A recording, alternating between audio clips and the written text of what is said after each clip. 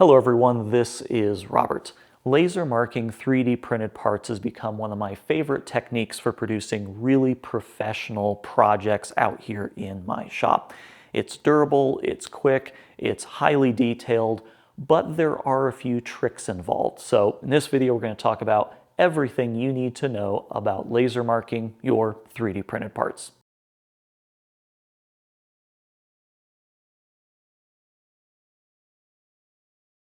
Whenever I post a video showing off laser marked 3D printed parts, I always get a lot of questions. How did you do that? What laser did you use? What settings did you use? So I want to cover as much of that as I can in this video.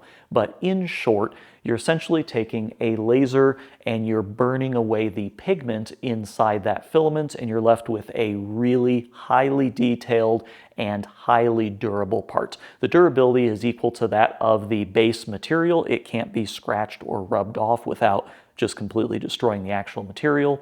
And the marking can be extremely detailed. So you can get very, very, very small text and very fine lines out of it. And you don't have to worry about multi-nozzle printing or anything like that. So let's start by talking about the lasers first. The actual type of laser that you use is going to be one of the most critical aspects for this technique.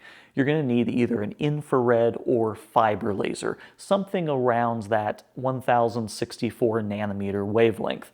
That means that a CO2 laser or a blue diode laser has the wrong wavelength, and when you try and fire it into the plastic, it's just going to kind of melt and burn. So you need something in the 1064 nanometer wavelength. Think of this a lot like tattoo removal. We're just trying to break up the pigment, not actually burn or etch into the plastic. In addition to having either an infrared or fiber laser, you're also going to need to have a galvo head, which means something like this, where the beam is actually steered by some mirrors at the top. You will not be able to use a gantry style machine where the actual laser moves back and forth. You need to move a lot quicker than what a machine like that will allow you to move. Lastly, in terms of power, anything from like 2 watts on up should be fine. A 2 or a 5 watt infrared will be perfectly fine, and this 20 watt fiber is ideal. However, going up above that and doing like, a 60 watt MOPA fiber really offers no benefits at all. So being in that 5 to 20 watt range is perfect. The next consideration is the actual type of filament that you're trying to mark. I haven't exhaustively tested every filament out there, but from what I found, PLA, PETG, ABS, and ASA all generally work pretty well. However, carbon fiber, glass fiber filaments, and TPU really don't do anything or don't produce really good results. For the carbon fiber and the glass fiber, it kind of makes sense. You have these fibers interdispersed throughout the filament, and they kind of interfere with the marking process since they don't specifically mark the same way as the filament, so that totally makes sense. For the TPU side, I'm not really sure why it doesn't mark. It should. If you have any thoughts or suggestions, please leave a comment down below. But anything glass fiber, carbon fiber, or TPU really won't give you good results. But PETG, PLA, ABS, and ASA generally seem to work okay. There is, however, a much bigger consideration, and that is the color of the filament. Once you get the appropriate type of laser, the next biggest consideration that you're going to have is the color of the filament. I have yet to figure out a way to predict how a certain filament is going to react to the laser. Let me give you an example. So here are 2 different filaments. On the left, we have bamboo PETG carbon fiber, and on the right is PLA marble. They look pretty similar shade-wise. This one's a little bit more red, this one's a little bit more orange. Let's see how they mark. As you can see, the PLA marble turns into this nice light ivory color, whereas the PETG carbon fiber basically does nothing. It looks identical to before it was marked. So it doesn't just come down to the actual color, but more the type of filament and the type of pigment. I've done a lot of testing with a lot of different filament, and here's what I've found. Light, bright, primary colors tend to not work out all that well.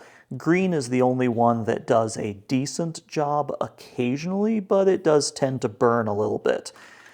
Orange is really strange. I don't know exactly what's going on with orange, but these are the results that I've gotten from pretty much every orange I've tried, if it even marks.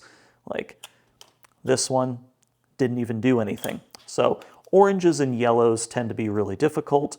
This one is actually marked. Red doesn't do anything. Bright blues barely do anything.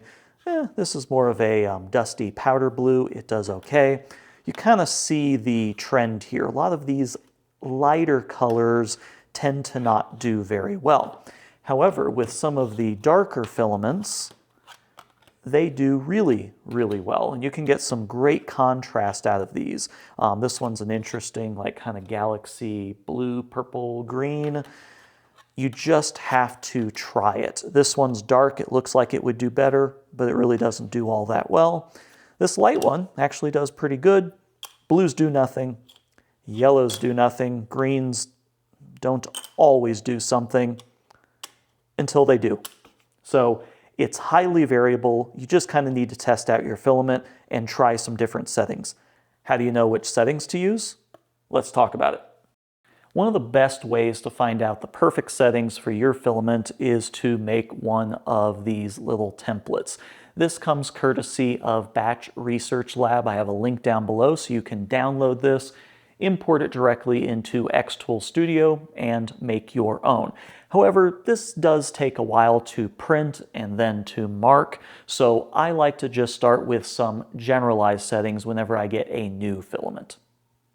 So whenever I get a new filament and I want to see if it's a good candidate for marking or not, I'll generally just cut off a little piece of it, put it directly into the laser like you saw earlier, and then just use some generic settings to see if it's going to work or not. You'll know pretty quickly if it's going to be good or if it's not going to work at all.